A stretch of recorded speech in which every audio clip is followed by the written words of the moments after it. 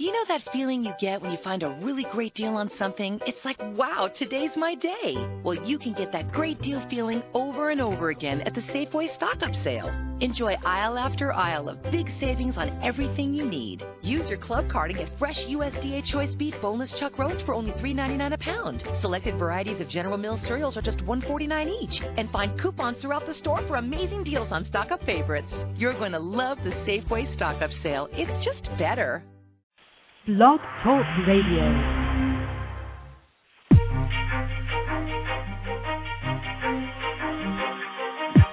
You're listening to Holistic Living, brought to you by East West Healing and Performance. And now, here are your hosts, Josh and Jeannie Rubin.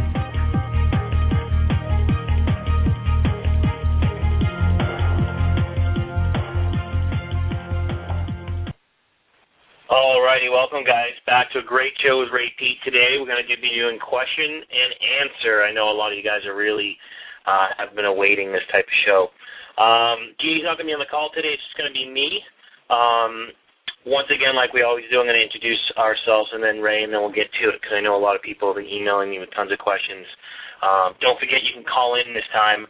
I'm going to try to take as many callers as I can. Be patient, but pay attention to yourself on the phone, so when I call you in, you can ask your question or two. The number to call in is 347-426-3546, 347-426-3546. Don't forget to check out our website at eastwesthealing.com. It's being completely overhauled right now, and it's really looking great. The new site's not up. It'll be up in another month or two, but it's looking great. But just stay tuned. There's a lot of great stuff on our sites, from articles to YouTubes to our blog, our Facebook, all that great stuff. So take a look at that, look us up, and feel free to give us a call if you want to set up a free consultation. We consult with people all over the world. So enough about that.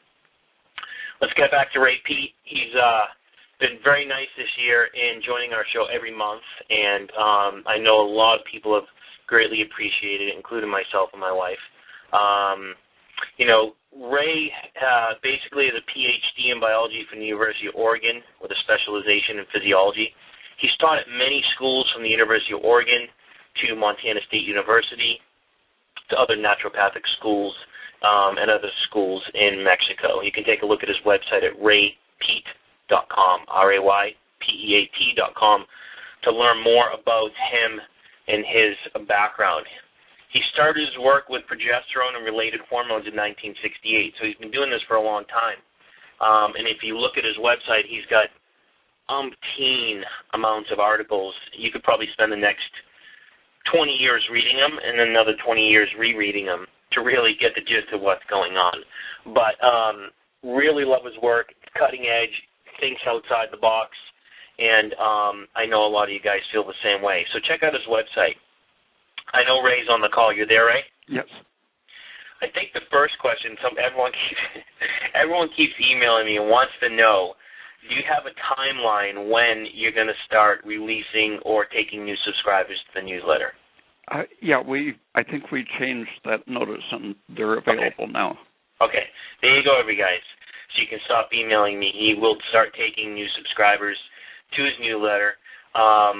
Definitely, if you want to sign up, go to his website, raypeat.com. You can sign up for the newsletter, send him your information to check, and you can sign up by mailing in your information.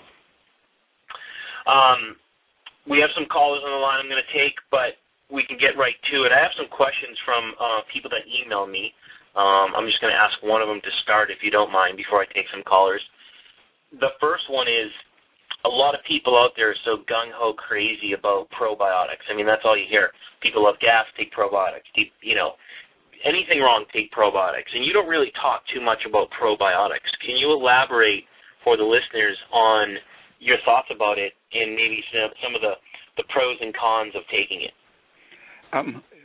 Specifically, are you thinking about the bifidus? The lactic acid bacteria? A lot of people think like a lactobacillus and bifidobacter separately, or a combination type of probiotic. They are probably okay to try. One thing that has made me skeptical about them was an article published in Nature about, I think, probably 35 or 40 years ago, showed that there are antigenic regions on these lactobacilli that are exactly matching for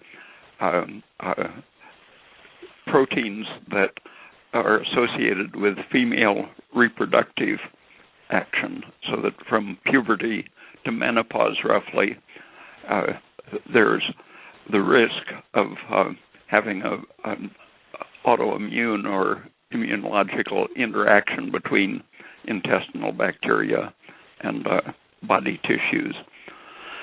And there hasn't been much follow-up on that, but that is the period when autoimmune-type problems show up in women, and estrogen is probably the main factor that is involved in that, but it just happens that there is this antigen parallel between the bacteria and the person. And the bacteria do have a direct anti-inflammatory effect on the membranes of the intestine, but one problem is that they do produce lactic acid, and so if you provide them with enough fuel, they can produce lactic acid, which is a potential toxin. It stimulates inflammation and formation of fiber, collagen stimulation. Right, I think that's the biggest thing for everyone to understand is that lactobacillus, they're lactate producing. So if you take it and you don't need it, you're actually causing more of a problem than helping yourself. So think about that. Another question from a caller, I kind of know the answer to this because you talk about this a lot, but, taking questions. So she wanted to know from a health perspective, is there any time you ever would recommend fasting in regards to helping someone with their health? There have been studies in which rheumatoid arthritis and similar things just are completely relieved during a week-long fast, but then it would come back as soon as the person eats again. And that's partly because your cortisol increases tremendously when you're not eating.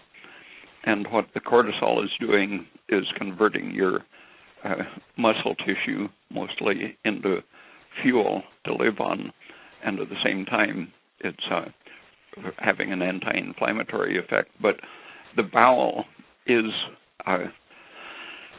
really the basic cause of most of the degenerative inflammatory diseases, and so there's a tremendous good reason for thinking that fasting is therapeutic. And I've seen animals with huge tumors that just refuse to eat, and if their owners just let them sit around not eating, they would recover and live for years. So the lack of appetite during sickness is a natural opportunity to fast, and sometimes it has a therapeutic effect. But since the reason the bowel is so connected to the inflammatory diseases is that besides the bacteria that produce things such as lactic acid and endotoxin, each of which has its range of harmful toxic effects, the intestine itself produces a tremendous amount of serotonin. Mm-hmm.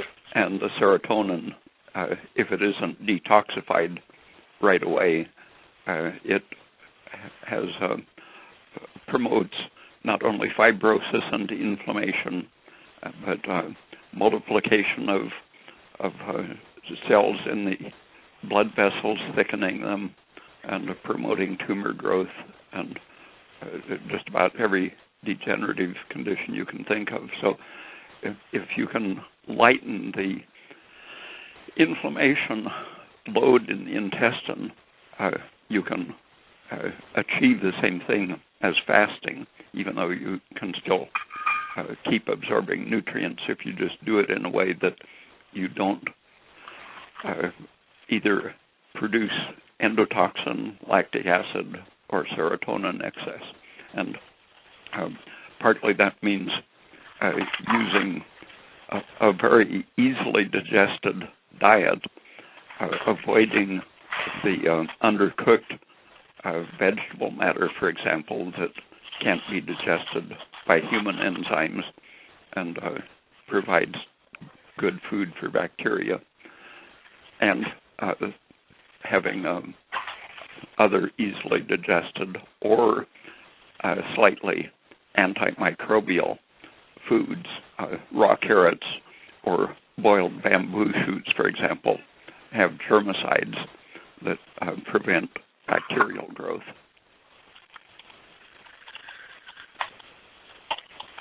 So I hope that answers the questions for, I think it was Judy, in regards to fasting. I'm going to take one of the callers. Someone's been on hold for about 10 minutes. I'm going to take a caller from area code 360.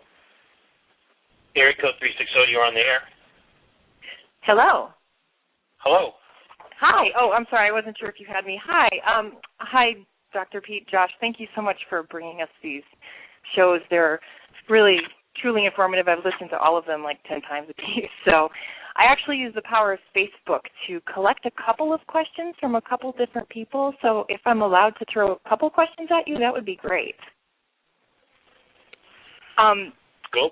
It's okay. up to him, not me. Go for it.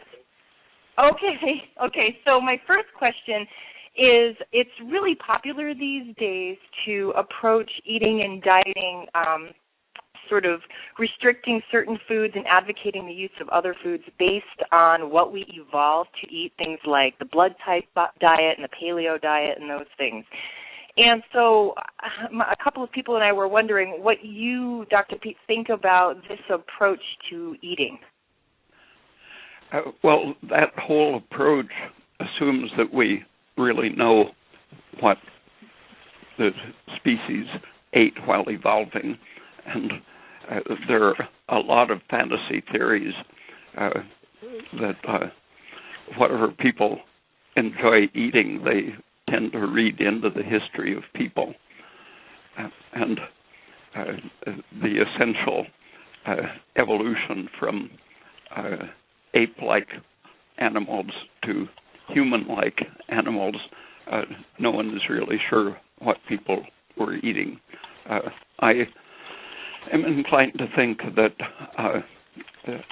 and there's direct present experimental evidence that supports it, I think, better than some of the currently popular ideas such as Canane's about fish eating and so on. I think fruit eating was a good candidate for supporting evolution to be more human than ape-like, supporting a big brain and the kind of digestive system we have.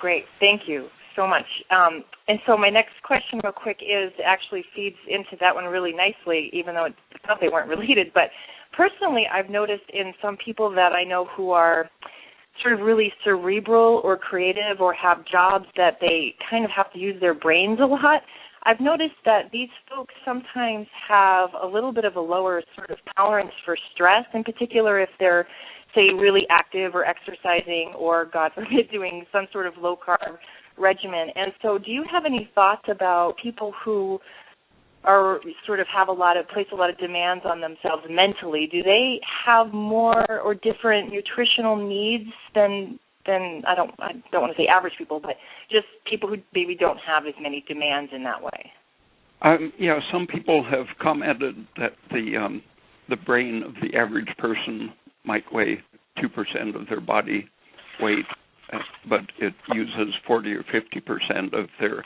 metabolic energy. And if that's the average, and a person, say, has a bigger than average brain, and human brains vary tremendously in size and in metabolic requirements, and if they spend a great amount of mental energy compared to the average, then you can see what a tremendous metabolic difference that can make. Great, truly. And then real quickly, and even so, despite everything maybe that you might say about sort of exercising, especially exercising intensely, it's really popular now for people to exercise or to recommend exercising in such a way that is high intensity, intervals, that sort of thing, maybe really heavy weightlifting, definitely inducing some sort of a lactate threshold type of thing. Are there ways in which you might see that one could, even if they still insisted on exercising in this way, could maybe attenuate some of the ill effects of that exercise? There was an experiment 30 years ago in which they had people walk on a treadmill, and they didn't let their heart rate go over 120 beats per minute, and they measured their active thyroid hormone T3 at the beginning and then after 40 minutes. And the average person's T3 had gone to 0 in just 40 minutes of just very moderate exercise. And normally, as soon as you have some sugar, if your liver had a lot of glycogen, it would replenish the sugar in T3 quickly, or the next meal that you have some sugar and replenish your glycogen, your T3 would snap right back. But the longer the stress is and the more inhibitors there are in your tissues or in your diet or surroundings, for example, if your body is loaded up on polyunsaturated fats, or if you have bad bacteria in your intestine, those things will tend to delay the recovery of your liver and T3 production. And so with some people in some settings, it just takes a little extra stress and it sticks you down in that low T3 condition. And there were other studies in which a person or a group of people with low thyroid were given just sort of a tentative trial dose of a thyroid supplement. And a lot of them, with just 2 or 3 days of a supplement, would snap back and recover normal thyroid function, meaning that they had just been temporarily stuck in that stress condition, and with a little extra thyroid, they could break out of it and their own gland would take over. Wow, great. And so this is my final question, and it might seem a little off the wall, but I am particularly fond of comedy and funny things to sort of attenuate stresses in life. And so I had a friend of mine who was curious about what perhaps your favorite joke might be. And if you can't think of one, barring that, I was wondering if you could tell us what you ate yesterday. What I ate yesterday would be easier than remembering a joke. I never remember jokes. Steak, by chance, happened to be rib steak day, and eggs and lots of milk and coffee, orange juice and Coke. Nice. I love you, Ray. Great stuff, man. Thank you very much. I really appreciate you guys. Thank you. Thank you for the call. You know, Ray, when you're this popular on the web and everyone's interested, it's amazing the questions people want to know. But I appreciate your honesty, because not a lot of people would say what you just said. So that's great stuff there. I'm going to take another caller. I'm going to take caller from area code 201. 201, you're on the air. Hello? Hello? Do you have a question for Ray? Hi, Josh Rubin. Hi, Dr. Pete. Hello. Can you hear me? Yes, hello. Yes, we can. Go ahead. Hi, Josh. And hi, Dr. Pete. It's Sandy Soto. Oh, hi. Hi. How are you? Good. I'm calling because to know your thoughts on the connection between schizophrenia and hypothyroidism, as well as nutritional deficiencies like niacin and copper. And also I wanted to know how much gluten intolerance has to do with that as well. Well, gluten intolerance is, since the intestine is involved in everything, gluten is one of the basic things that will cause problems once you get sensitized to it. High estrogen is one of the things that sensitizes the intestine and system to gluten. And the transglutaminase enzyme that is activated by estrogen and activates the immune reactions that can cause celiac disease, to cause psoriasis and arthritis. It is now known to be involved in causing cancer and brain conditions, including schizophrenia. So the ramifications of intestinal irritation, gluten intolerance, go off in all directions, from scaly skin and sore joints to craziness and senile dementia and so on. And stopping the inflammatory process is the basic thing. And I think that was behind the orthomolecular approach to treating schizophrenia. The niacin approach, I think, was basically working on protecting cells energetically and against inflammation.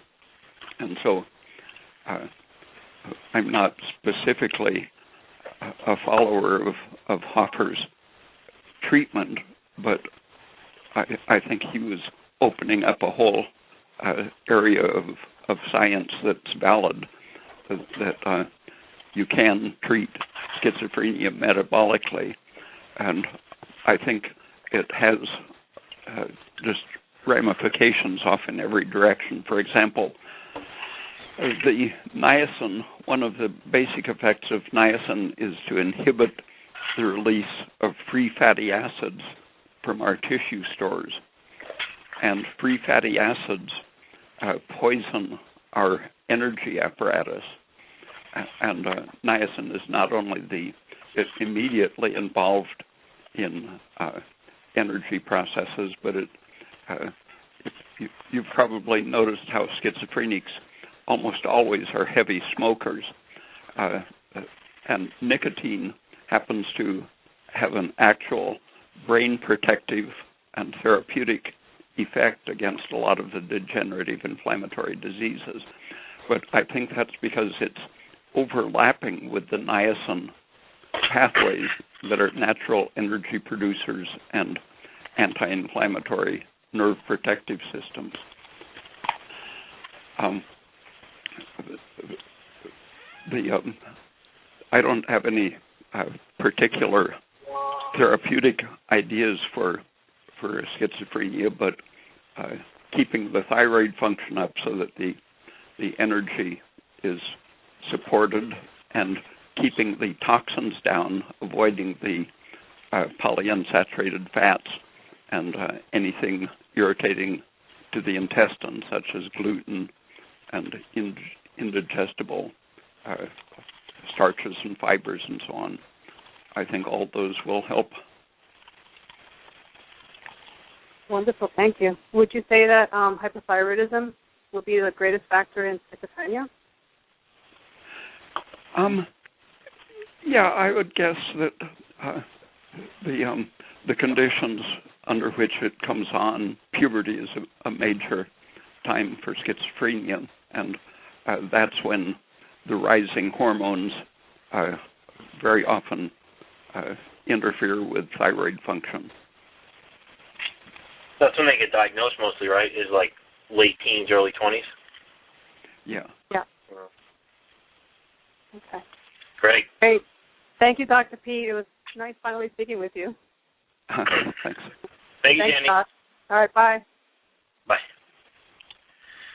So I got another caller. I'm going to take them in a whole 15 minutes. I want to get to him. Area code 917. Area code Doc. 917. How's it going? Good. How are you? Thank you so much for this Q&A show. I'm learning a ton. Great. I have two questions for Dr. Pete. The first one being, what about coconut sugar from the coconut tree? Is that an okay sugar? Oh, I've never tried it, but if it's extracted from the sap or the core of the tree? Yes. Yeah, from the sap. I think some of it might just be made from the starch chemically, and I would have to know what the chemical process is if they convert it from starch. But if it's made from the sap, there are lots of palm products that are very sugary, and I think in general, if it starts with a natural sugar extract, then it's going to be fine. But if it's processed heavily, heat and chemical catalysts can leave irritating residues in the sugar. So I would want to know just how they make it. Okay. Maybe I'll have to send you a little can of coconut sugar. I also was wondering about parasites and parasite overgrowths and what your approach would be to somebody who might have them.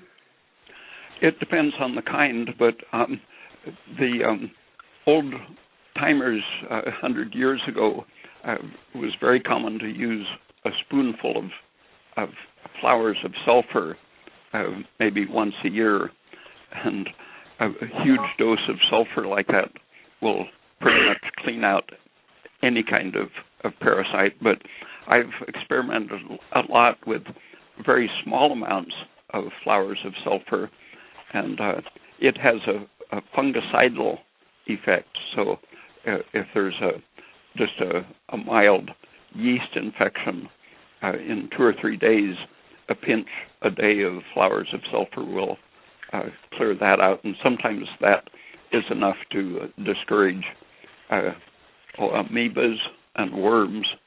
But flowers of sulfur is very safe to people in small amounts like that, but it can get a very wide range of nuisances. Some of the organisms have exoenzymes that act on the sulfur in their environment, causing it to oxidize to sulfuric acid, and it's just the pH change that eliminates them.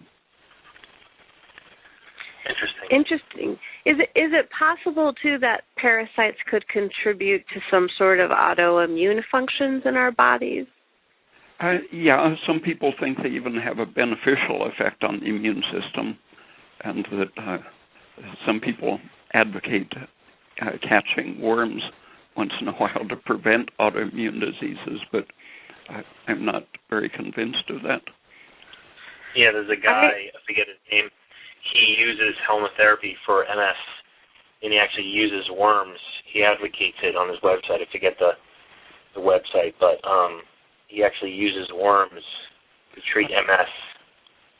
Wow. I'm inclined in the direction that since our immune system probably isn't what it has been thought of as following the German tradition of immune theory, I'm on the Metchnikoff side, which is seeing cells as the central activity and seeing it as a developmental process rather than a specific chemotherapy of our bodies against organisms from the environment.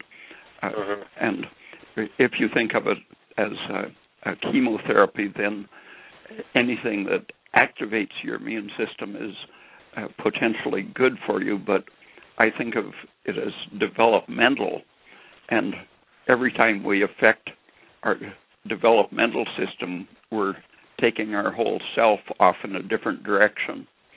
And I think in Africa, for example, a lot of the so-called AIDS is really just from being exposed to too many stimulants of our immune system.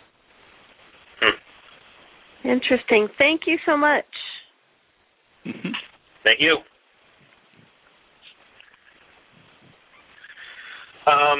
We have a question from someone that just emailed them, and they want to know, of course it could be a catabolic, being in a catabolic state, but what could it mean if someone is just sweating all the time, even from an early age? Sometimes it's a developmental overbalance of the parasympathetic nervous system or sympathetic. Either way can activate your sweat glands. And sometimes people can remedy it with just an herbal thing that influences the balance of the sympathetic or parasympathetic nervous systems.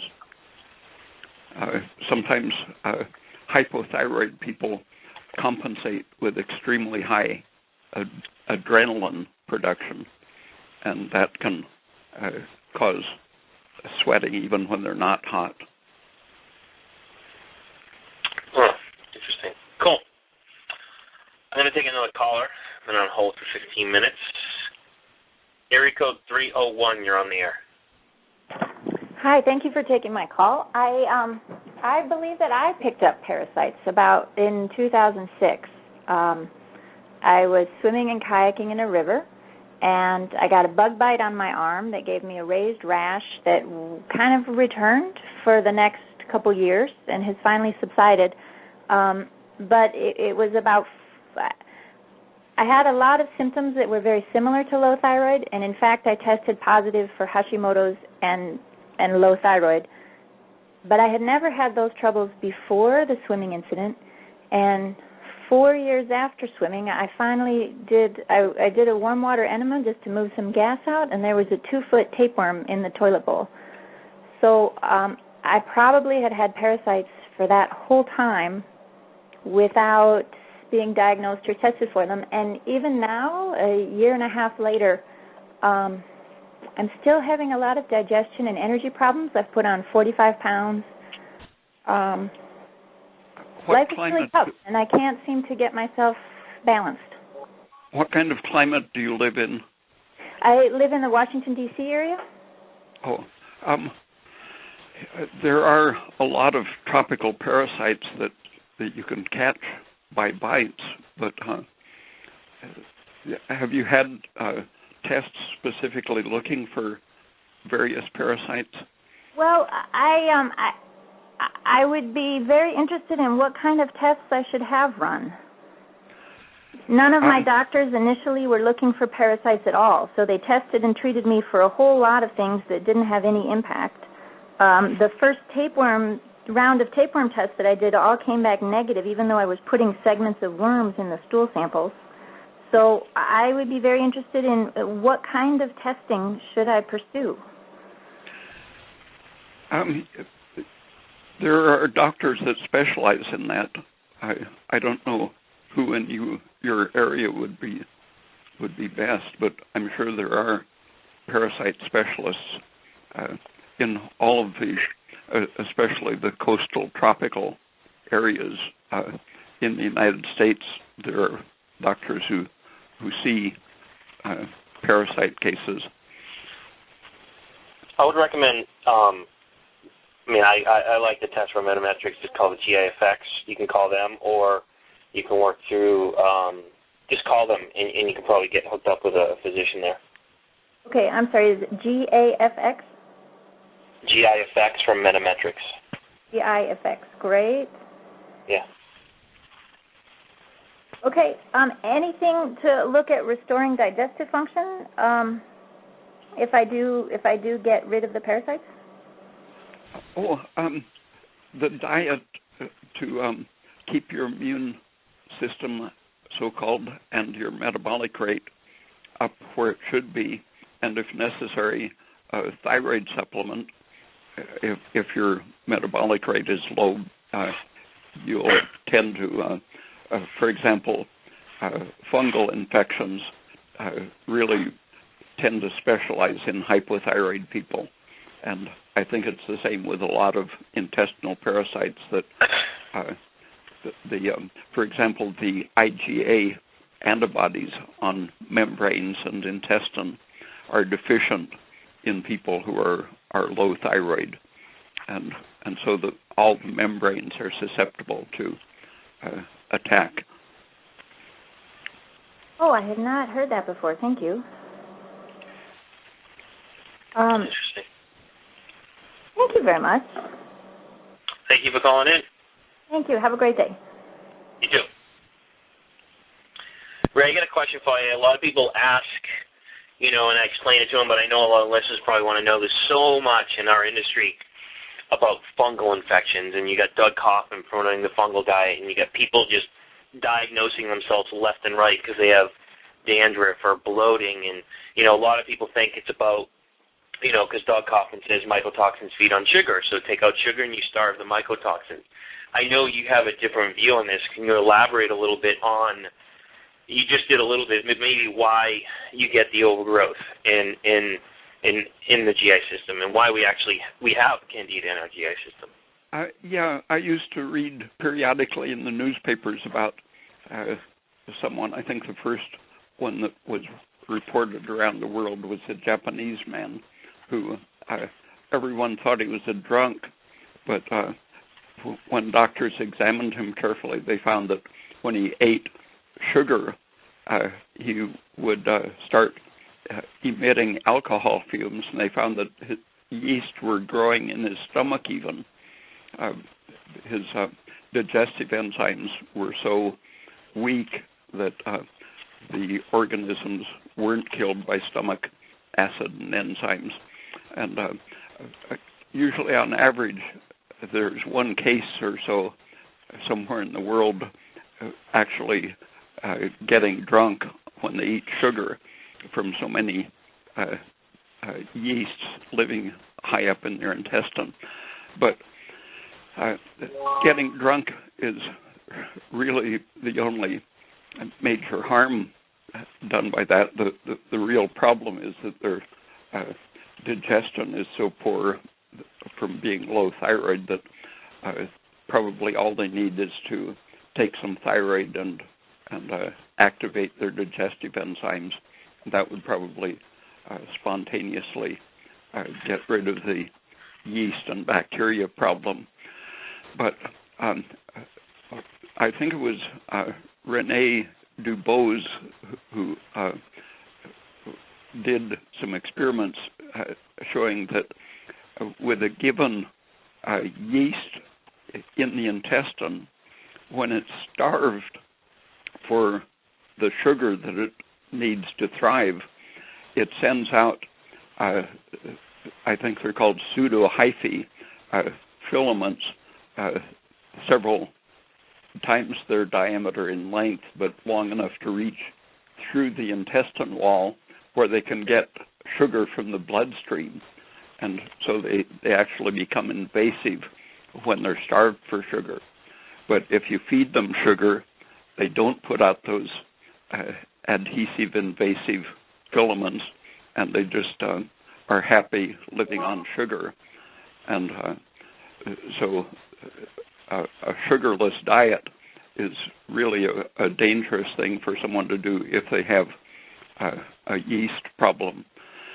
And besides its direct effect on the yeast, when you avoid sugar, you're having the risk of not giving your liver the sugar it needs to activate the thyroid hormone, and so you're tending to make the hypothyroid problem worse, especially if you eat foods that are rich in the polyunsaturated fats. It happens that fungus loves unsaturated fat, but can be killed by saturated fats. Right. Great. Because I know a lot of people wanted to know the gist of that. And I know a lot of people out there promote. I mean, we get tons of people that come to us and say, "Oh, I've done the fungal diet for a year and done supplements, and I'm still suffering." And so it's good to get this information out there. I got another caller I want to take. He's been on hold, or she, for almost 17 minutes. Caller from area code 516. You're on the air. How you doing, guys? I'm doing great. I think Ray's doing great. Great show. I got a couple of questions that I wanted to sort of ask. What is your feeling on things like a liver flush and general cleansing that is sort of popular now in certain circles? There were experiments on cattle that were being sent in for slaughter. They measured their blood and urine and found that I think it was 30 to 35% of them showed chemical toxins that they had been exposed to, either in their feed or insecticides sprayed on them and such. But when they were slaughtered, they found that that same proportion, 30-35%, had muscle and fat evidence of those same poisons, but only 6 or 7% of them had any of those toxins in their liver. The liver has the equipment for gradually excreting the toxins that are stored in the fat and muscles. And so the liver is the cleanest organ of the animal. And if you slow down the liver's activity, which happens in a fast, for example, then your brain and other organs are going to be exposed to the chemicals that otherwise would have been excreted in the urine as they're diffusing out of your fat and muscles. So I think the best cleansing diet is one that increases your liver's action. And just tasty food is one of the things that will stimulate your liver's action. Sugar and thyroid are the other main things that activate the liver. And now, when you say sugar, do you mean any kind of sugar, or are you talking about some natural sugar, honey, agave, as opposed to high fructose corn syrup when you say sugar, or it doesn't matter? The manufactured sugars, such as made from cornstarch, those are, the risk is that they have undeclared substances in them. For example, high fructose corn syrup, a group in California analyzed it, and they saw that it contained the amount of fructose and glucose the label said, but they found that about 80% of its calories consisted of other stuff, sort of intermediate between sugar and starch, which really can be very harmful and calorie rich compared to the sugars. And with a very highly cooked sugar, such as maple sugar or agave sugar, you have to watch out that it didn't reach a temperature that produced irritants and allergens. But otherwise, all the natural sugars, white sugar isn't chemically changed. It's just it has the products of extracting and heating pretty much washed out of it. So it's as far as allergens go, the white sugar is safe. But nutritionally, fruit is the best way to get sugar because it's not only unprocessed, but it comes with a lot of the minerals needed to process the sugar, such as potassium and magnesium. So when I say sugar, I'm thinking mostly of fruit. Okay. And two more questions, if I can be so bold. Swollen feet, in a relatively, young person, if they're working hard at a desk most of the day, their diet is pretty okay, but they tend to have a problem with swollen feet. Yeah, they probably will also tend to have puffy eyelids and faces when they wake up, right, as the water redistributes, and that's from excess permeability of their blood vessels. The water just leaks out of their blood into the tissues, and sometimes all it takes is eating enough salt to make your albumin function to bind water and keep it back in your blood vessels. Wow. People on a low salt diet are very susceptible to that movement of water out of their blood vessels, and especially in pregnancy or premenstrually. There were studies of women with toxemia or preeclampsia in pregnancy who were having high blood pressure, and what happens is that the high estrogen and especially low thyroid, high serotonin balance during pregnancy makes the blood vessels permeable, and the albumin can't retain enough sodium. Wow. Because of the low thyroid, high estrogen, and so the albumin is unable to hold the water in the blood vessels. And they gave these people, in one experiment, I think they gave somewhat over 20 grams of salt extra per day, and almost immediately cured their toxemia symptoms. Wow. So it may be too less salt as opposed to too much salt and not enough water. Yeah. Wow. Man, this definitely turns a lot of things around, and it definitely answers a lot of questions, and I appreciate you guys.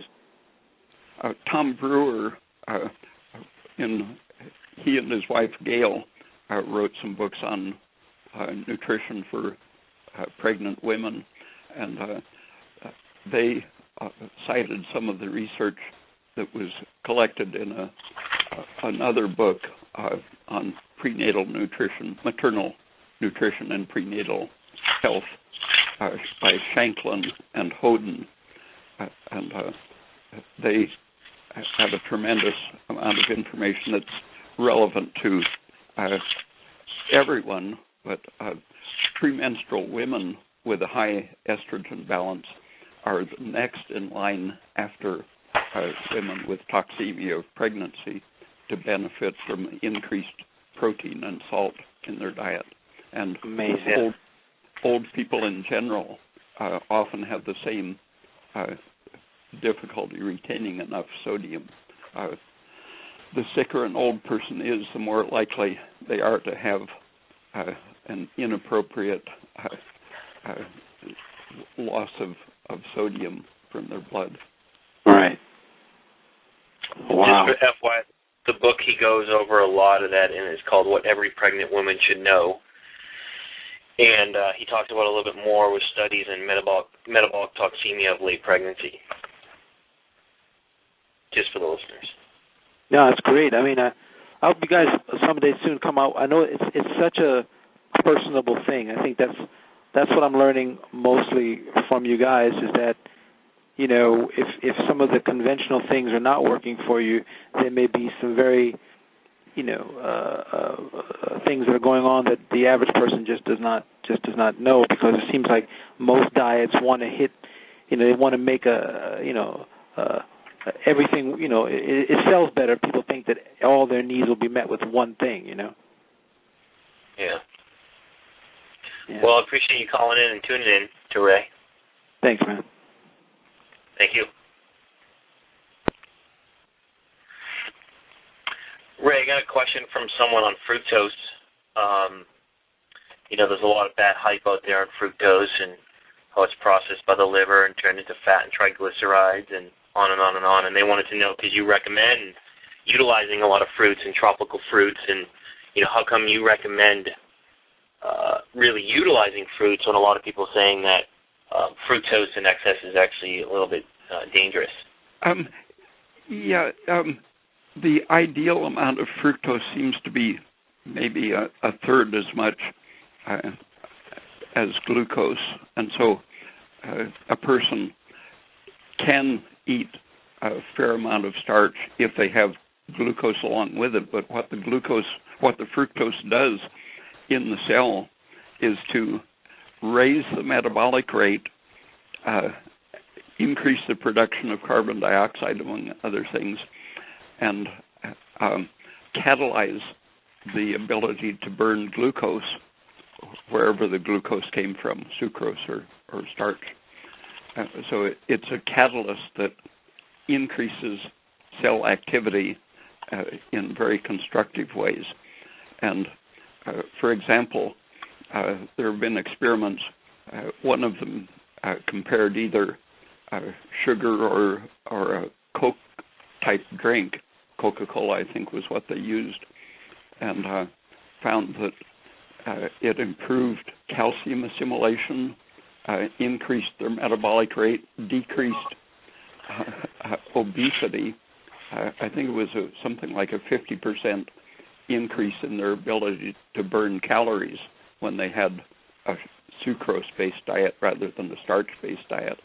And a couple of other experiments showed that the calcium assimilation and retention was better, and in a vitamin D deficient experiment, animals on a starch-based diet had very weak bones that you would expect from the vitamin D deficient diet, but the ones which had sucrose, despite the vitamin D deficiency, they built strong bones because of that effect on calcium assimilation. And that calcium sparing effect of sucrose or fructose is that it's that metabolic stimulating effect which imitates the active thyroid hormone, which produces carbon dioxide, and carbon dioxide is involved in the way we handle calcium and sodium both in the kidneys and in the cell, keeping calcium out of the cells where it shouldn't be and putting it in the bones where it should be. So you reduce your need for vitamin D, which is it's a very important nutrient in all kinds of systems, but you decrease your dependency on that if you shift your calories away from starch to some extent, at least, towards sucrose and or fructose. But it's very hard to find a natural source of fructose. It's almost always in balance with glucose. Right. Great. Thanks for that. I'm going to take another caller, but I'll hold for a little bit. Area code 308, you're on the air. Hello, Josh and Dr. Pete. How are you guys doing? Hi. I'm doing great.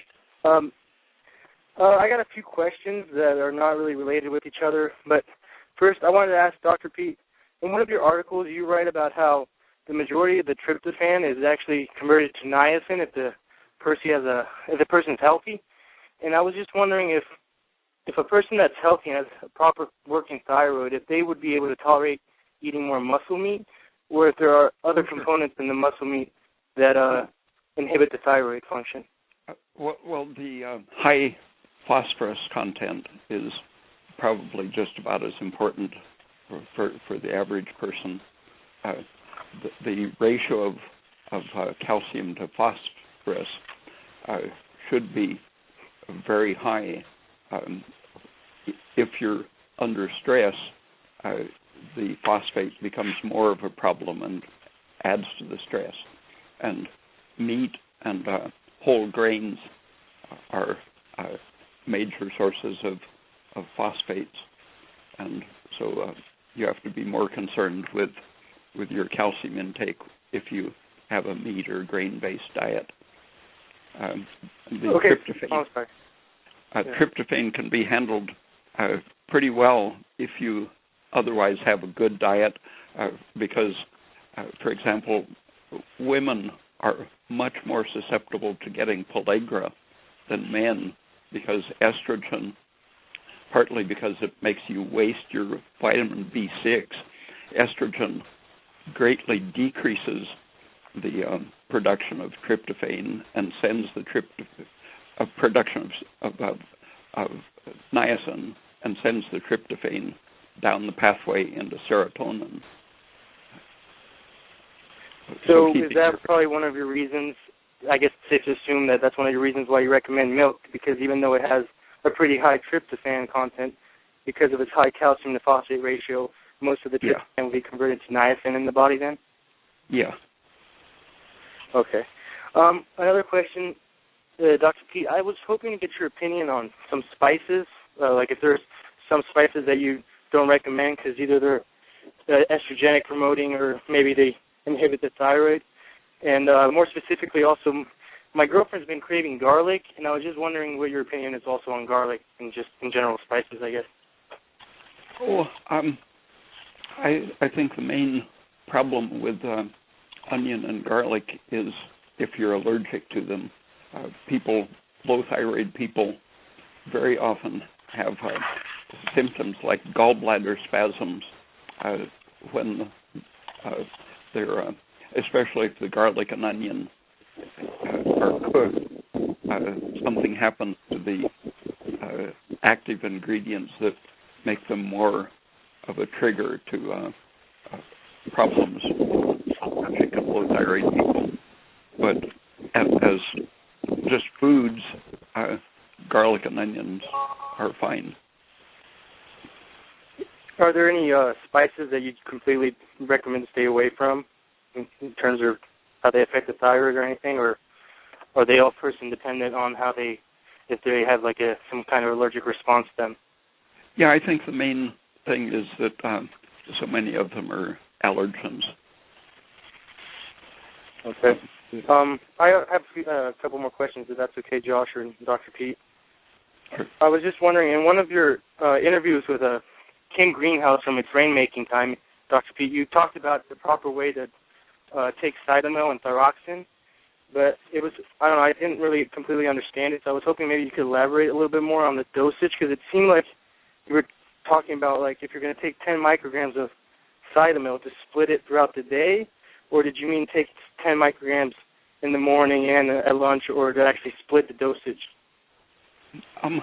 Well, sometimes if you're just in a temporary stress state, sometimes 10 micrograms will break the whole stress.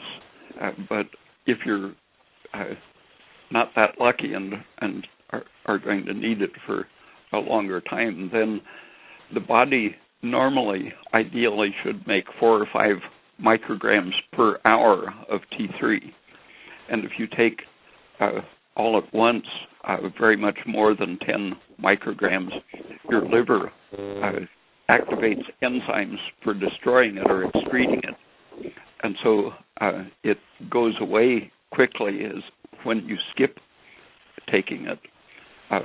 I experimented on myself taking 25 micrograms at a time, and after 2 or 3 weeks of doing that, 12 hours later, if I didn't take another dose, I would go into a very intense hypothyroid state with my heart stopping every 6 seconds or so. And that would, 30 seconds after I took more T3, that would get regular again. But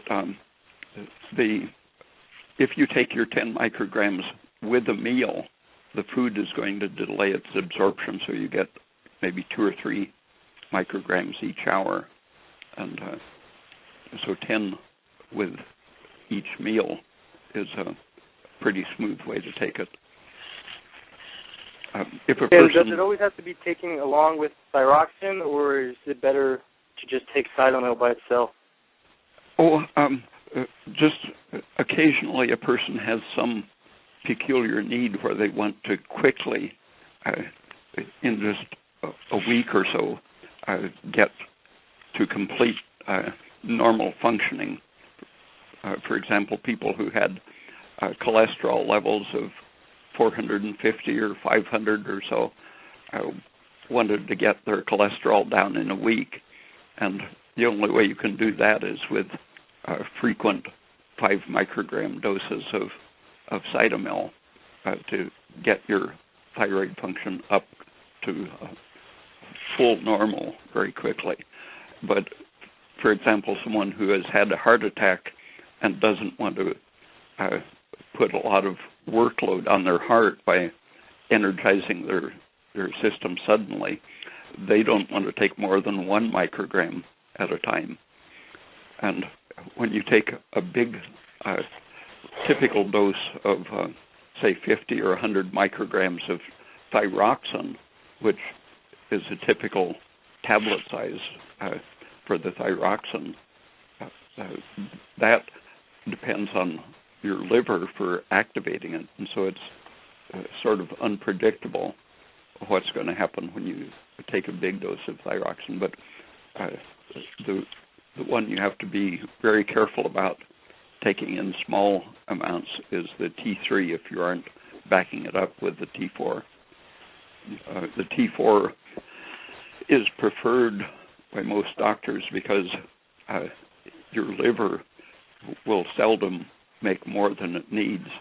The trouble with relying on thyroxine is that in women, very often the estrogen keeps the liver from making as much T3 as you need from the thyroxine.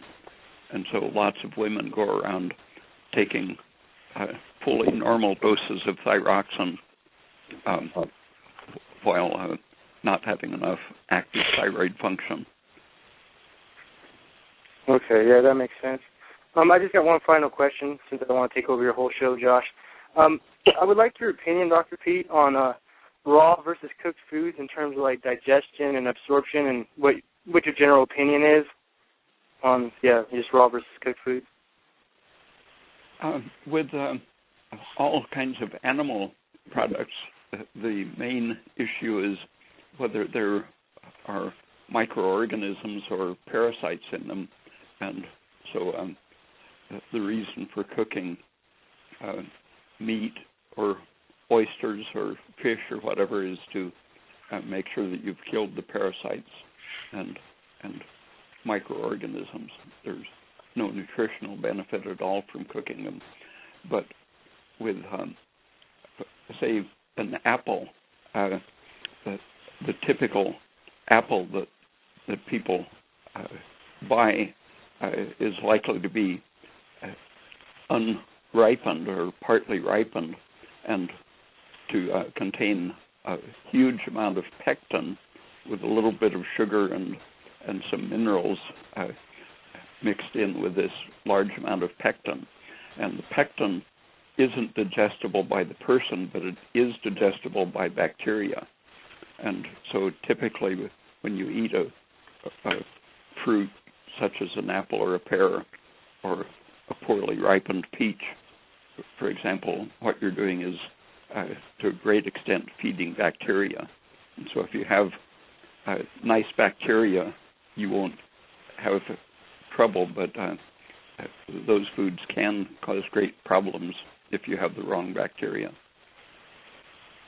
So there's really not that much of a loss of like nutrients and minerals in cooking certain fruits or meats? No, there was an experiment in the 1940s when nutritionists worried about that, saw that so many people were eating mostly canned foods. They put one batch of rats on a diet of purely canned vegetables, and another batch they took identical vegetables but fed them raw. And the animals eating the canned vegetables thrived, and the ones eating the raw vegetables didn't.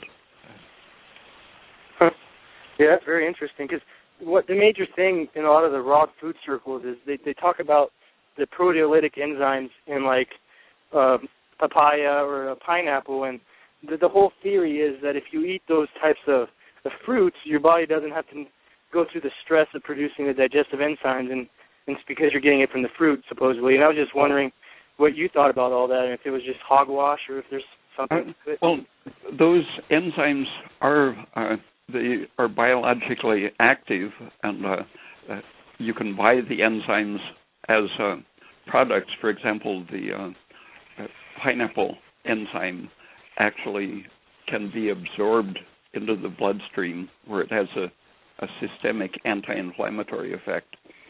I think it was, I'm not sure whether it was approved by the FDA 30 or 40 years ago I think it was accepted for use in horses because it was so effective at curing lameness. But the production of pancreatic digestive enzymes isn't a stress. It's just one of our natural functions. So I don't think there's any benefit in, as far as the pancreas goes, to supplementing extra enzymes. Okay, so basically, I guess if in a healthy person that producing proper oxidative energy, they're probably able to. The pancreas is probably able to produce all those enzymes without necessarily having to get them from the food. Then I guess kind of like what I'm understanding. Yeah, and when you haven't been eating a particular kind of food, like if you're avoiding starches,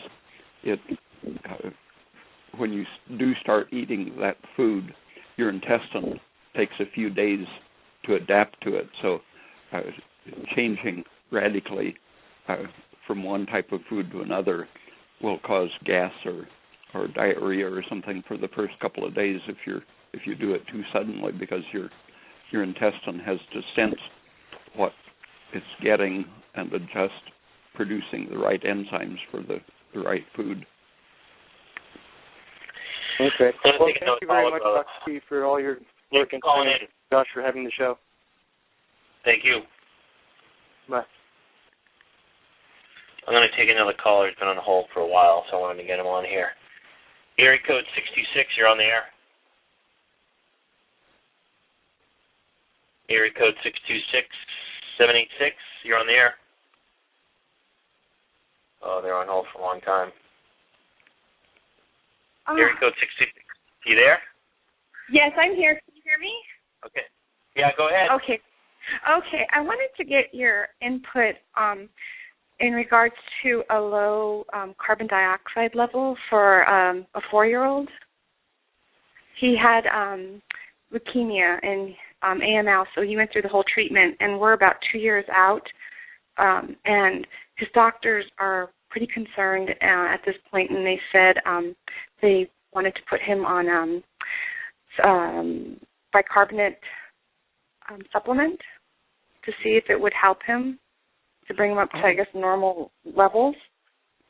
Yeah, I've seen a lot of adults with very low CO2, sometimes as a result of taking drugs, and the bicarbonate baking soda is very helpful in a lot of ways. Diabetics and people with other problems can see really quick benefits sometimes from sometimes even digestive problems. The bicarbonate helps to adjust the acid production in the digestive system and so on, and it helps to regulate the balance of minerals in the bloodstream, and it can to some extent bring up the systemic CO2, but I think the most effective thing is to check the thyroid function. That's in control of producing the CO2. Okay. Do you know if his lactate is high, or whether some other organic acid is above average? Let me check that. I don't think so. No, I don't see that on here. So I'm not sure if they didn't test it or it was just within normal range. But I can definitely ask them about testing his thyroid. How low was the CO2? I might have lost her. Oh. You still there, 66? Oh, sorry. Yes, I'm here. I'm sorry. He runs anywhere between 16 and 19. And I guess that's too low, but it's not as low as some people I've seen who, within a couple of months, got it up to 29 or so. So oh wow. I think it's good to check his thyroid and read some articles on alternative views of how to interpret the thyroid. For example, the AACE, I think it's the American Academy of Clinical Endocrinologists, has a range of TSH from 0.3 to 3.0, which is quite a bit lower than most doctors currently are going by. But I think the ideal number is towards the low end of that, 0.3 or 4, I think is probably the best for most functions. Okay. And, then Mary Showman's, have you seen Mary Showman's thyroid site on the internet? No, I have not. There's a lot of good information on thyroid on there. And then my next question would be, it's also about my son. He has chronic diarrhea, and it's been going on for like the past 3 or 4 months, and he's been through all the testing, even allergy testing, and everything keeps coming up negative. What does he eat? Well, he eats, we try to feed him just clean food all the time, and we're not, we try to cut out all the junk food or any juices, so we're not sure. We've tried every kind of thing out there. We've gone gluten-free.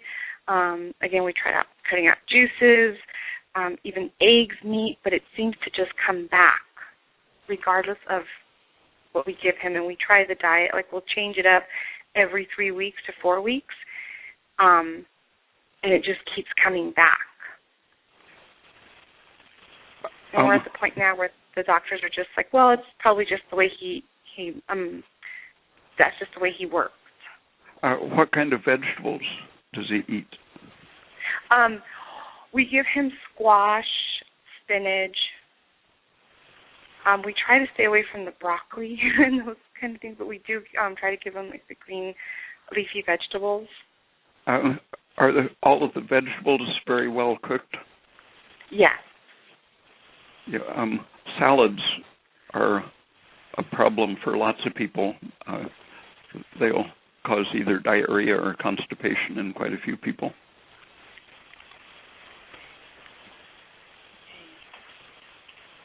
Sounds good. Well, we'll definitely try and follow that then. But I think that was it for my questions. Thank you so much. Thanks for calling in. Okay, bye-bye. Bye. Got some good questions. I got another caller. Caller from area code 760.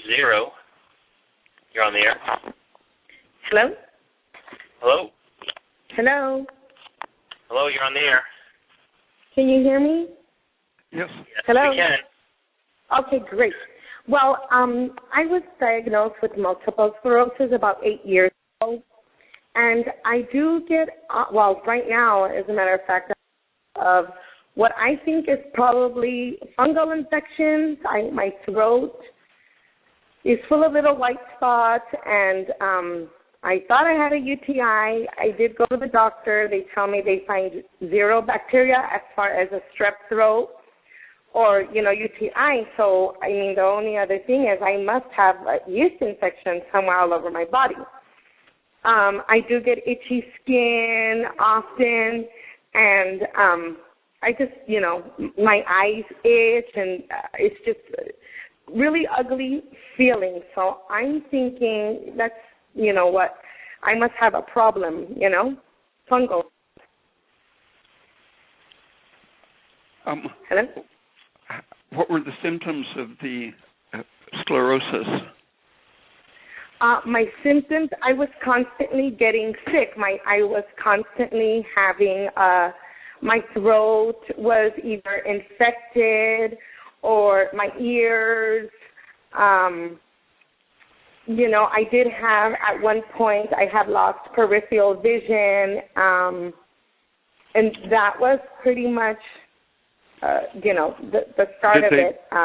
Did they check your hormones at that time?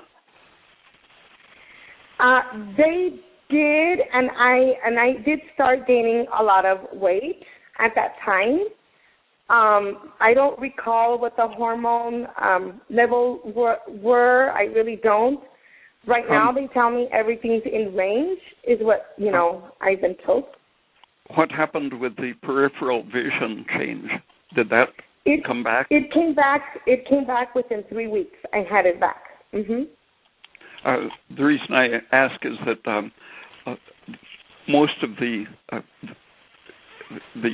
I think it was the first 5 or 6 people that I saw who had a diagnosis of MS recovered instantly when they took thyroid.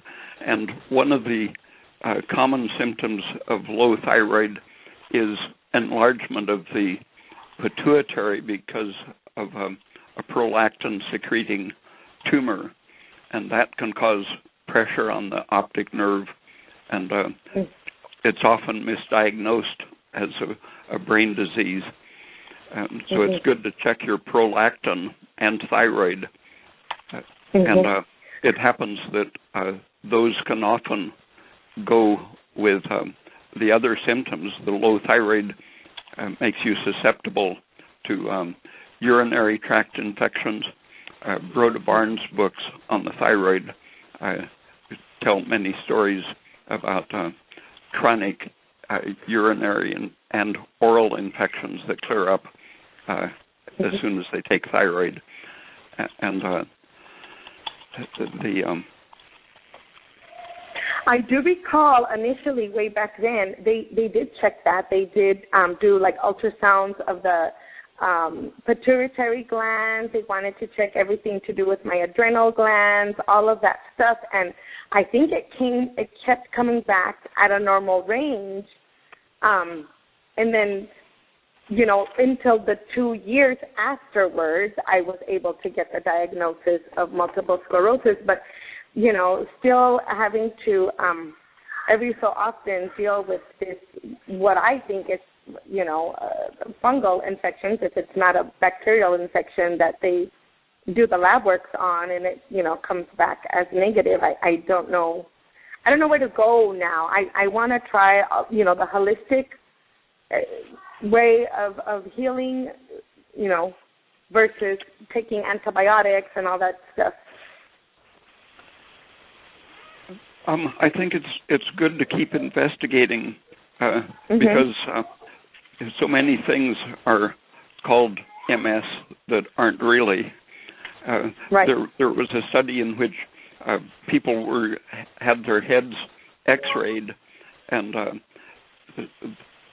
many of the people diagnosed as MS had visible plaques in their brains, but when they used a group of healthy medical students as controls, just as many had plaques in their heads. So even finding the plaques doesn't absolutely confirm the diagnosis. So it's good to keep your eyes open for other explanations.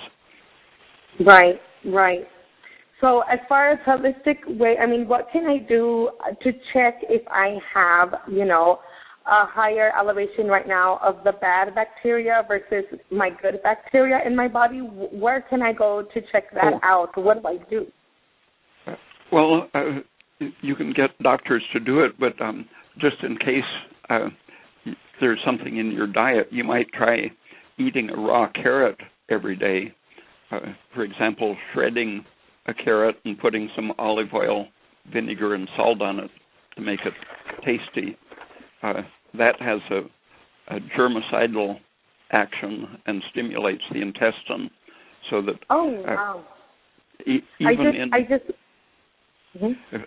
in the well-diagnosed multiple sclerosis, they know that endotoxin is a very important factor in causing blood vessels in the head to be too permeable, letting stuff leak out of the bloodstream into the brain.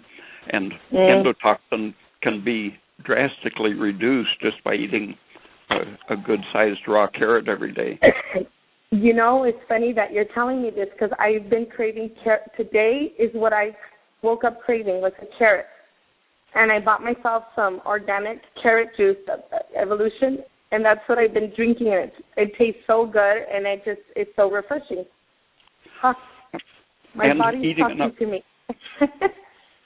Getting enough protein is very important too.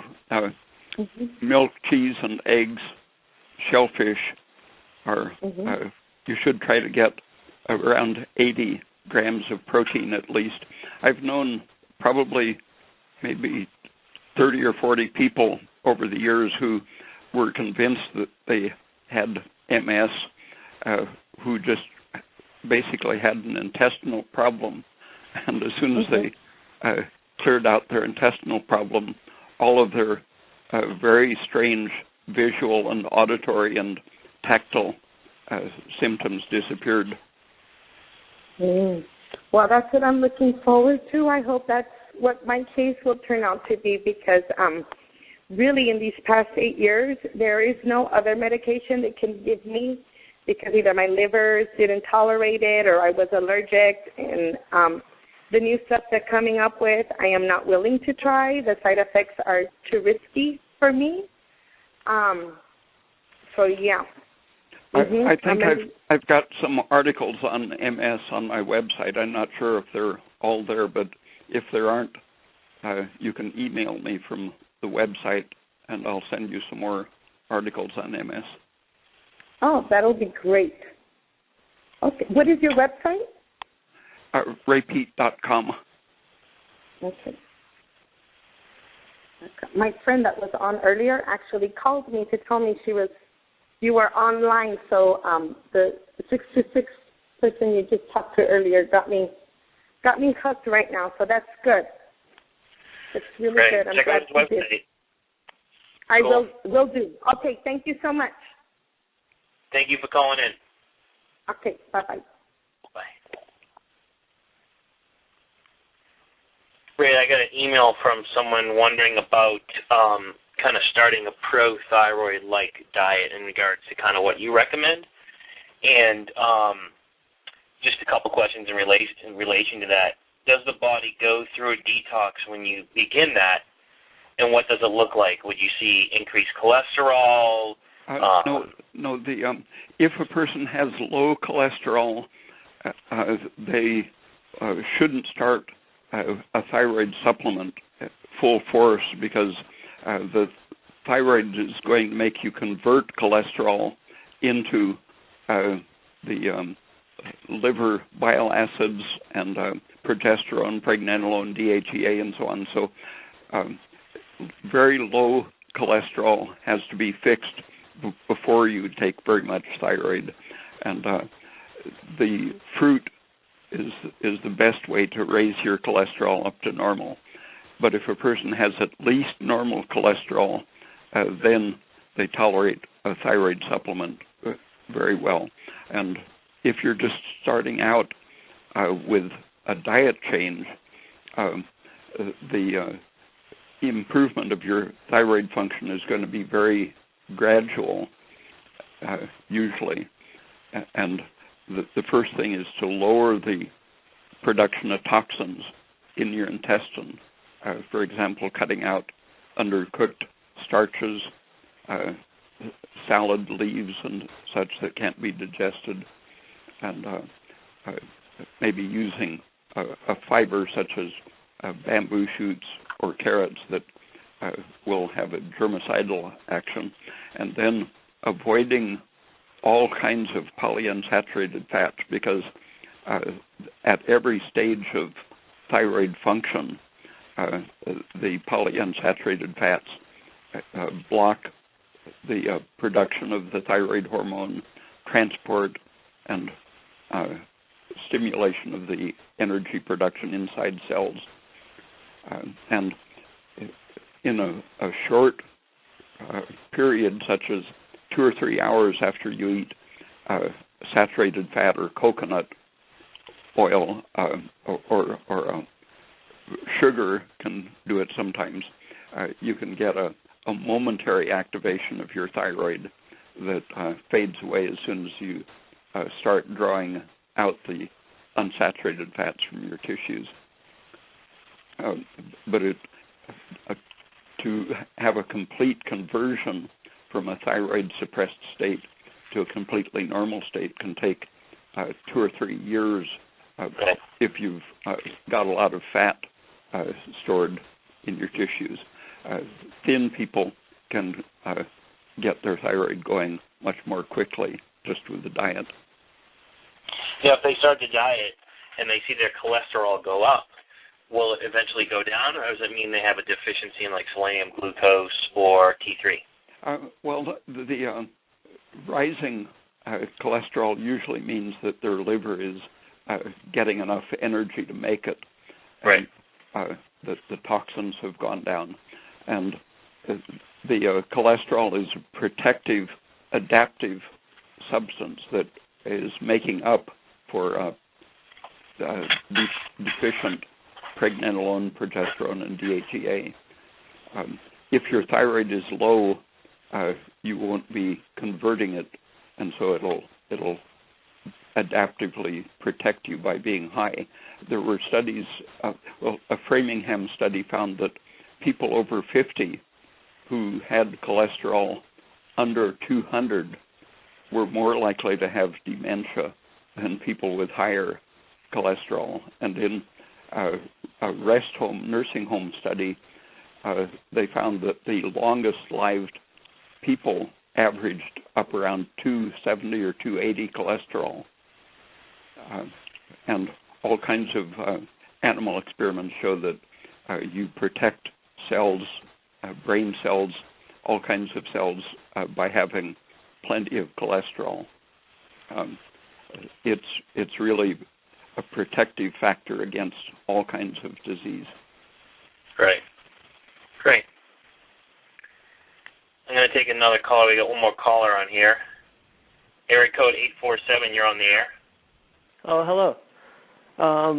Dr. Pete, I wanted to ask you, I had read your article on language and was kind of interested to see someone else who found Chomsky's ideas a little bit unintelligible. But what I really wanted to ask you was if you had any advice as far as someone trying to learn a second language, and particularly a language that has a basis with English, so something that's less about the visual, about learning new characters and everything, just how you'd go about this. Are there any things you can take to help, like such as pregnenolone? Yeah. Vitamin B1 and coffee can make a tremendous difference in, like, if you just want to sit down and memorize. The way I learned French to pass my graduate school exam, I did it over a weekend with just plenty of coffee and a few hundred milligrams of vitamin B1. I just sat down and memorized 4,000 words, I think it was. And also you had this idea of children learning language in a way where they might have a limited vocabulary, but they can still be very fluent. How would you approach this to start out? With vocabulary and memorization? No, I think that if you want to speak it, you should memorize the paradigms of the verb forms and pronouns especially, and just get maybe 600 words. You can memorize, if you get a list of the words, you can find cognates, and then just, if there aren't cognates, you can just sit and memorize until you have 600 or 800 words, and then you can make your own sentences if you have the paradigms and that basic vocabulary. And if you have to learn to read it in a hurry, then you want to take a vocabulary list of 4,000 or 5,000 words and cover that quickly so that you recognize a good portion of the words you run across. And a kid, typically by first grade, a kid will have several thousand words of vocabulary. And do you particularly know what the B1 is doing when you take it, or is it enhancing specifically the memory? It makes you produce energy faster, more carbon dioxide, and it increases circulation to your brain. Oh, excellent. I never thought of that. One other quick question was in regards to how much I should worry about these small amounts of these plant estrogens. I drink a lot of tea rather than coffee, but I've even heard coffee has some of these compounds, and also maybe like the hops in beer. Are these things to worry about? Well, yeah, the hops in beer are estrogenic. There are a lot of good things in coffee more than in tea. The coffee is a major dietary source of niacin and magnesium, and a couple of studies in England showed that the average English person gets, I think it was 20% of 6 or 8 nutrients from coffee or tea. So they are a major part of the diet for people who use them. Okay. Well, thank you. Thanks for calling in. You're welcome. Goodbye. Bye. We're out of callers, but I have an email question from someone. Ray, if you don't mind answering it. Okay. He wanted to know 2 things. What do you recommend is the upper limit of eating raw liver per day or per week, and also what your take is on eating raw eggs in regards to, what's in them in regards to proteins and fats, feeding up the precursors to our steroidal hormone pathways. If it's healthy to eat them raw, should we cook them? Things like that. It's you're less likely to catch some fairly uncommon infection if they're cooked, but they should be lightly cooked. The exposure to oxygen is going to break down the polyunsaturated fats. The hotter they are, and eating them raw doesn't really protect you, because once you've assimilated polyunsaturated fats, they're going to eventually cause free radical damage in your tissues. But they're a little better if they're not overcooked. And the same with liver. The less cooking, the better. But even moderately well cooked is still liver is still very nutritious. Now, how much would you say you recommend of eating? I know you recommend eating liver once a week, right? Yeah, 6 ounces is enough. Okay. And I guess at the same time, it could be person-specific, just like, you recommend taking in gelatin. And the amount of gelatin that someone's going to take in is person-specific. Because I've had people actually who, the most common side effect that I get from it with people is more bloating and gas or even diarrhea. If you eat it undissolved, it's very likely to do that because it takes time to dissolve and become accessible to digestion, and that means that it's going to feed bacteria and cause gas if it isn't completely dissolved. So same thing with the liver. It's just all person-specific, because some people might be able to handle... Go ahead. Yeah, if I eat 6 or 8 ounces of liver and just ordinary other foods, I often will wake up with a low blood sugar or some symptom during the night and so I've learned to cook it in a very large amount of butter and or coconut oil. There's something about the absence of fat in liver. It's so high in protein that it tends to disturb your blood sugar if you don't have a lot of both fat and sugar with it. Good stuff. And then, it's been a great show. We got about 25 minutes left, but, we can end early. I just got one last email from someone, and I know you wrote a newsletter on this, and some of this stuff is a little bit over my head, but he wanted to know what you think about the therapeutic potential of tryptamine drugs like psilocybin and LSD. He's read a lot of research from the 60s and then come across a trial that used LSD in hallucinogenic doses. But you indicated in the past that you consider hallucinogen doses. You can elaborate on it. I think he wants to know just your take on it. Okay. In the early studies, one of the first things they found, I think it was Groff, the psychiatrist, some of his patients reported that besides the thing he was thinking about, they reported that their headaches had disappeared. People with chronic migraines just stopped having them after a couple of sessions of LSD. And in the late 50s and early 60s, migraines were pretty well identified as an excess serotonin problem, and LSD turned out to be counteracting the serotonin and curing the headaches. And because of the ideology, the government demonizing the hallucinogens, which were identified as anti-serotonin drugs, the pharmacy interests in antidepressants, for example, wanted to emphasize that they were not going in the direction of the hallucinogenic drugs, and so they emphasized that serotonin was a beneficial thing psychologically, and that people went crazy because they were destroying their brain serotonin by taking the hallucinogenic drugs.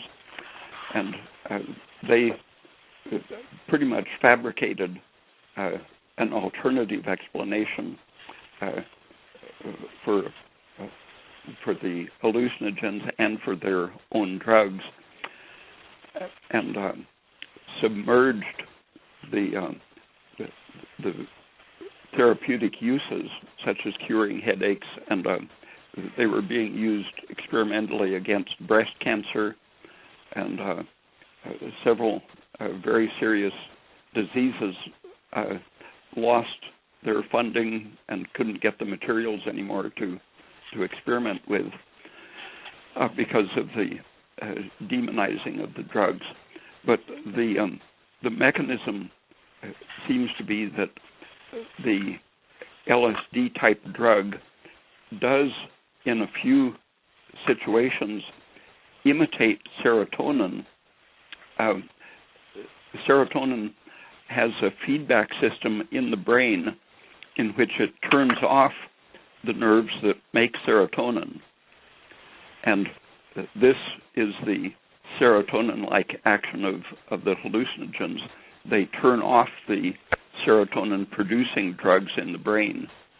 And so even though they do act on that serotonin receptor, imitating serotonin in that case, their basic function is still anti-serotonergic, just as in 1953 they were found to act as antagonists to the muscle tightening effect on blood vessels or uterine tissues and so on. They were identified as antagonistic to serotonin. And because of the pharmaceutical industry wanting to avoid any association with the anti-serotonin hallucinogens, they created the myth that serotonin is something you want to increase, that it's the happy drug, but actually it's pretty much the misery drug. Any excess of it produces nausea, diarrhea, high blood pressure, tumor growth, fibrosis, arthritis, dementia, and so on. So the scope for new research using these drugs is extremely broad.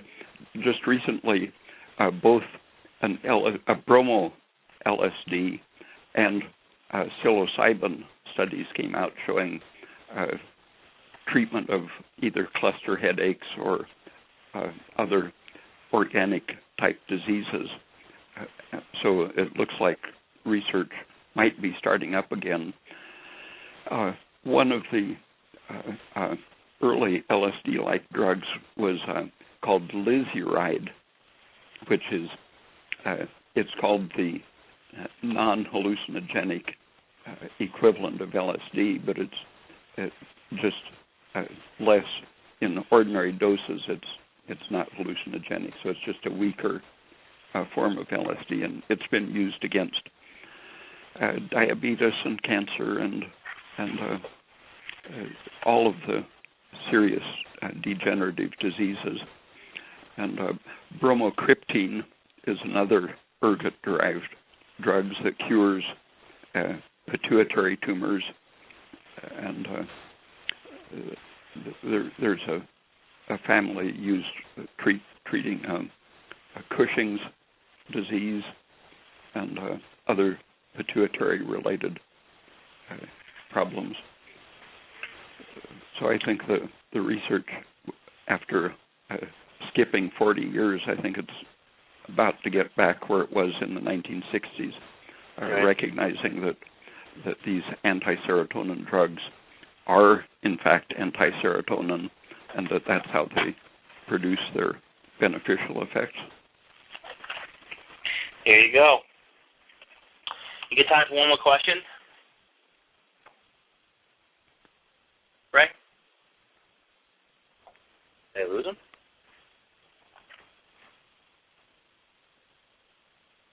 Hello? What? Hello? Oh, I thought I lost you. Oh. Hello? Yeah, I'm here. Wonder if we're still on the air. I can't tell. I don't think we lost people. Do you have time for one more question? Sure. Caller from the 308, you're on the air. All right. Hi, Dr. Pete. Hi, Josh. Thank you for taking this call. I have 3 questions, if that's okay. Yeah, we got about 15 minutes, so I'm going to have to cut you off just because it's time, so All right. I'll let you know. Okay. First, I have a question. I was wondering if, Dr. Pete, could you give your perspective on sunscreens and how so many doctors tell people to avoid being in the sun without it because they say it can cause skin cancer? Would you say that that's accurate, or sunlight, you have say? you found... Sunblock. She's asking like sunscreen. Oh, sunblocks. Yeah, they are. Some of them, at least, are directly carcinogenic in contact with the skin, and there's a big phobia about ultraviolet. It will age your skin, but it's best to get plenty of sunlight, but avoid the sunburn, and you can do that. There were experiments on rabbits a long time ago in which they put rabbits on a saturated fat diet or an unsaturated fat diet, and then they shaved them and exposed them to sunlight. And the animals on the unsaturated fat diet got wrinkly, sun-damaged skin. The ones on the saturated fat diet weren't hurt by the sunlight. The polyunsaturated fats in your skin are the target for the ultraviolet light producing damage. There are other targets, but if, for example, vitamin B2 is locally destroyed by ultraviolet light, but if the cells contain a lot of polyunsaturated fats, they act like an amplifier for the damage and cause the damage that accumulates with fibrosis and shrinkage of the skin and such. And other things, you can apply coconut oil to your skin and get some protection because it absorbs and interrupts that amplification effect from the fats in your skin. And caffeine and aspirin are other things that are antioxidants and stop the free radical effects.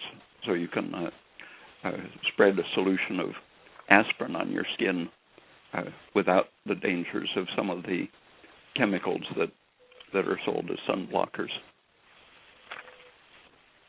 Okay, so that answers my question. Thank you. I was also wondering, because I've been told that you recommend Great Lakes gelatin if you're going to buy gelatin. I was wondering how you take that gelatin if you use that. Because I know you do your oxtail broth and everything, so I was wondering how you use that gelatin. The Great Lakes gelatin. Yeah, mostly I make oxtail soup or lamb shank soup, but when I'm using the pure gelatin powder, one way is to mix some sugar with it and moisten it, and then heat it in the microwave until it gets clear, and then add something like orange juice concentrate or lime juice, and make sort of gummy bear candies out of it as snacks. It makes a chewy, sweet snack that is, since it's been melted, it's more digestible than taking the powder in a plain form. Or I use it for adding to recipes to make things like mousses and cheesecake equivalents. Or sometimes just add it to other foods as long as it's dissolved until there are no particles visible, then it's digestible. Marshmallows are another way to get some. Okay. All right, and one last question, because my boyfriend was very curious about this. He was wondering if wireless internet is a source of small dose radiation. Of what kind of radiation? Small dose radiation. I can't understand what that word is. What kind? If wireless internet is a source of small dose radiation. Oh, small. You mean? Oh, yeah. No, not that I know of. Just it's. I don't use the wireless things. I have wire connections for everything, because you can get a field meter and find that some of the appliances have a pretty intense field a couple feet away from them. And cell phones, for example, are a serious dose of radiation that it definitely does affect your nerve function and probably increases the brain cancer incidence. And that's why I avoid any of the wireless devices that I can. Okay. So I think that answers all my questions. Thank you very much. Okay. Thanks for calling in. Yep. Thanks. Bye. Bye. All right, guys. Well, I think that just about does it. Unless you have anything else you want to add in there, Ray. Nope. We had a lot of good questions. I knew a lot of people wanted to ask you a lot of personal questions and scientific questions, so I'm glad we did this. And anything else you want to add in there, anything new going on that you want to kind of let everyone know about? Oh, had we talked about Luca Turin's lectures on the Internet about the way molecules and cells interact? If we did, I don't remember. My recent email talks about some of the biological processes that have been excluded from science, and a few people are starting up on some of these old approaches to how a cell works, that they're along the same lines of Gilbert Ling and Albert St. Georgi. A researcher at the University of Washington, Gerald Pollack, has some lectures on the Internet describing his work with water, the structure of water, and Luca Turin has lectures on the basic ways that drugs or other chemicals interact with cell systems, and it's bringing connection to stuff that was pretty much suppressed after the 1950s in favor of molecular biology. It's in the 1950s and early 60s they were calling it quantum biology, but it doesn't necessarily involve the whole metaphysical thing of quantum physics, but it's just the idea that the interactions of hormones and drugs and cells can be understood on the electronic level rather than the lock and key mechanical conception that is current the last 40 years. This is a newsletter or article? Oh, it's my July newsletter is talking about the history of the structure of water, but on the Internet you can see these two people have good lectures. Awesome. Looking forward to it. Well, I think that was a great show. I know, as I've said before and over again, your shows get a lot of live listeners, a lot of archive listeners, a lot of questions, and it's, you know, your work is really getting people to think outside the box. For you, it's probably maybe a little simple. For a lot of people, it's very enlightening, and it's changing a lot of people's lives. So I know everyone appreciates you taking the time out. We appreciate you taking the time out. So thanks. Okay, thank you. All right, Ray, you have a good day. Okay, bye. Bye. Well, there you go, guys. Great show. Question and answers. I know it was long awaited. We'll probably be doing another show in August, doing the endotoxin serotonin show. Stay tuned to our Facebook. You can look me up at Josh Rubin, California. Check out our website, eastwesthealing.com, our blog, Twitter account, all that fun social networking, OCD, turning people into droids. All that stuff is on our website, so check it out. So thanks for tuning in. I'll check you guys later.